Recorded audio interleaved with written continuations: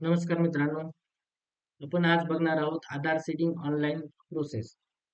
त्याच्यामध्ये आपण ऑनलाईन पद्धतीने कशाप्रकारे आपण आधार सीडिंग करू शकतो हे सगळं आपण याच्यामध्ये डिटेल्स बघणार आहोत. आपल्याला कुठल्याही बँकेमध्ये जाण्याची गरज नाही. आपण घरी बसूनही हे करू शकतो.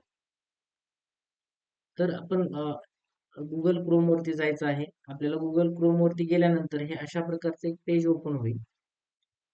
हे पेज ओपन झाल्यानंतर तुम्हाला इथं जी पहिली जी लिंक दिलेली आहे NPCI ची national payment corporation of India त्याच्यावरती क्लिक करायचं आहे. क्लिक केल्यानंतर तुम्हाला हे अशा प्रकारचं एक पेज ओपन होईल.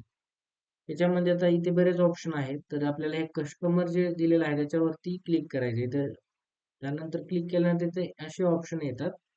तर आपल्याला इथे भारत आधार सीडिंग अनेबलर्स म्हणून दिलेलं आहे. त्याच्यावरती क्लिक करायचंय. त्याच्यावरती क्लिक केल्यानंतर इथे आपल्याला हे अशा प्रकारचं एक पेज ओपन होईल. हे पेज ओपन झाल्यानंतर आपल्याला इथे बरेच ऑप्शन्स आहेत. तर आपण सुरुवातीला काय करायचं, आधार मॅप स्टेटस म्हणजे आपलं जे अकाउंट आहे, तर ते आधारला लिंक आहे का नाही ते चेक करण्यासाठी आधार मॅप स्टेटस म्हणून बघायचं.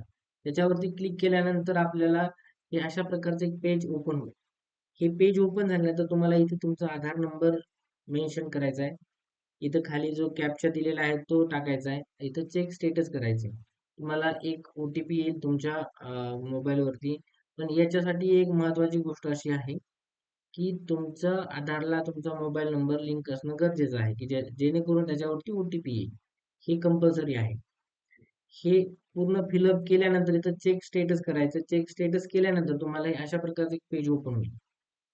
की कुठल्या बँकेसोबत तुमचं आधार सीडिंग आहे, की कुठलं बँक अकाउंट हे तुमच्या आधारशी लिंक आहे. हे तुम्हाला इथं अकाउंट डिटेल्स तुम्हाला दिसून जाईल. जर तुमचं आधार लिंक नसेलच, तर इथं तुमचं काही डिटेल्स शो होणार नाही. तर मग ते आधार लिंक कसं करायचं? आपल्याला सेव्हिंग अकाउंट सोबत कसं लिंक करता येईल? तर त्यासाठी आपल्याला इथं आधार सीडिंग, डिसीडिंग जे आहे, हे 2 नंबरचं ऑप्शन त्याच्यावरती क्लिक करायचं आहे. त्याच्यावरती क्लिक केल्यानंतर हे अशा प्रकारचं एक पेज ओपन होईल. हे जे पेज ओपन झालेलं आहे तिथे तुम्हाला काय करायचं की तुमची कुठली बँक असेल ती बँक सिलेक्ट करायची आहे. आता इथे 3 ऑप्शन दिलेले आहेत. इथं फ्रेश सीडिंग आहे, मूव्हमेंट आहे, same bank with another account आणि तिसऱ्या नंबरचं ऑप्शन आहे movement from one bank to other bank. आता फ्रेश सीडिंग म्हणजे काय आहे की तुमचं कुठल्याही बँकेसोबत म्हणजे कुठल्याही बँकेचं अकाउंट पहिलं लिंक नाहीये. तर तुम्ही इथं हे पहिल्या नंबरचं ऑप्शन निवडू शकता. की इथे जे 2 नंबरचा जो ऑप्शन दिलेला आहे, तो movement same bank with another account.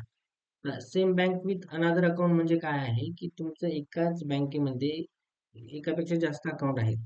तर कुठलंही एक अकाउंट तुम्हाला लिंक करायचं असेल, तर ते हे 2 नंबरचा ऑप्शन तुम्ही निवडू शकता. आता तिसऱ्या नंबरचा जो ऑप्शन आहे, movement from one bank to other bank.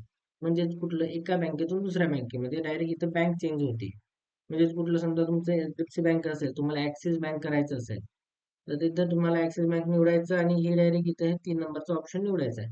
इथे तुमचे जे अकाउंट नंबर असेल, तर ते अकाउंट नंबर तुम्हाला इथे भरायचा आहे आणि इथे जे कॅप्चा दिलेला आहे तो तुम्हाला भरून ते इथे सबमिट करायचं आहे.